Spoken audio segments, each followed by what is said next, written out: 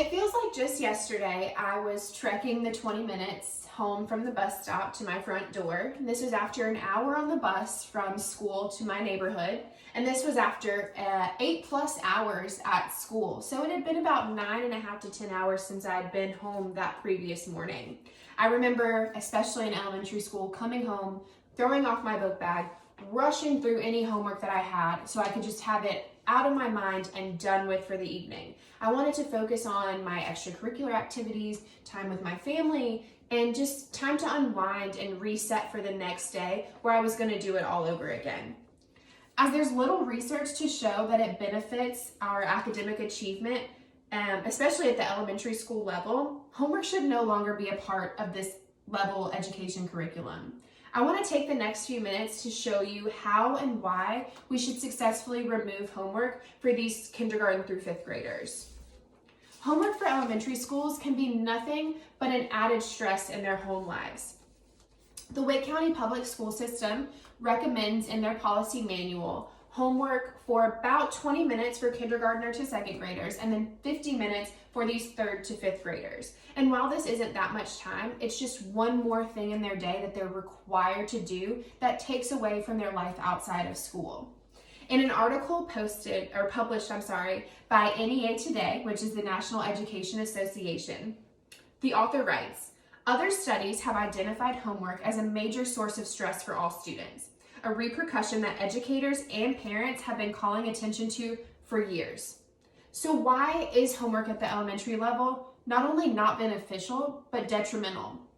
Maria Onzen, who writes for an online journal, notes 5 reasons. Homework can generate a negative attitude towards school in the long run. Premature homework can damage long-term personal relationships. Homework gives false sensibility of responsibility. Less time for kids to be kids. And finally, as we already kind of mentioned, kids need rest in order to be productive the next day at school when they do have that face-to-face contact in the classroom. So if homework isn't benefiting these students, but rather is an added pressure point, why are we placing this added stress on children who are already so young and already have so little control over their lives, especially at home? Fortunately, the answer to address this is fairly simple. Homework can be removed from the elementary level curriculum. We're going to remove homework as an accepted practice for elementary age children, which is just going to be a small step in relieving any bit of stress we can from their home lives. A News and Observer article notes, teachers should take into consideration the differences in financial, educational, and technological resources of students and their parents or guardians when making assignments.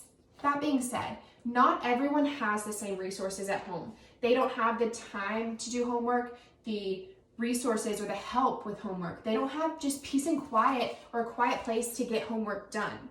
Luckily, as we said, the fix is fairly simple. We're asking teachers who are teaching these 5 to 11-year-olds to not assign extra assignments to be completed at home. This is talking about required or graded assignments that they didn't do during the school day, not something that maybe they didn't finish and we're asking them to finish at home. This is an additional requirement that affects them at home and takes time out of their home life. So if homework isn't benefiting these students when they're in the classroom and it's just a pressure point, as we've acknowledged, why is it still accepted? And what can we do to fix it? And how sustainable is it to just remove homework for elementary school children?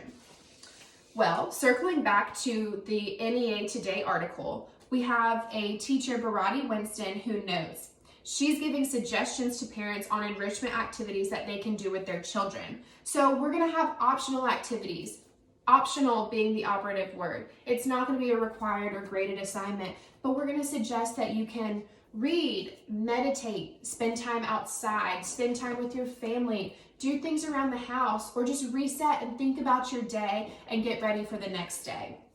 In a dissertation by Kristen Hudson, she references a study that found almost zero correlation between homework and academic achievement when looking at 3rd through 5th graders. So we're going to just extrapolate this data a little bit and go back to these kindergartner through 2nd graders. If it's not helping the 3rd through 5th graders, there's also going to be no relation between homework and academic achievement for these kindergarten through 2nd graders. And while this does change and does have an effect later on in their school careers, it doesn't at the elementary school level. we're going to argue that this is just going to be overall better for the mental health of the student. One Florida school district that's already completely removed homework for students in elementary school still allows assignments to be done at home, and that's going to be things like we mentioned, things that weren't finished at school, or science fair projects, things they can work on over a period of time, but it's not going to be a daily requirement that they must meet. So I want to leave you with a few thoughts. By removing schoolwork that's required to be completed outside of the regular school day, an unnecessary stress is going to be lifted from these children in this elementary age group. This is a significant age for development. They're going to benefit from the freedom to pursue the other aspects of their lives and simply be kids. Removing homework from their daily lives, which, as backed by research, is not going to negatively impact their academic achievement in the future. We know that time goes too quickly. It's fleeting. So while we can, let's agree to just let the children be children and the kids be kids. Thank you.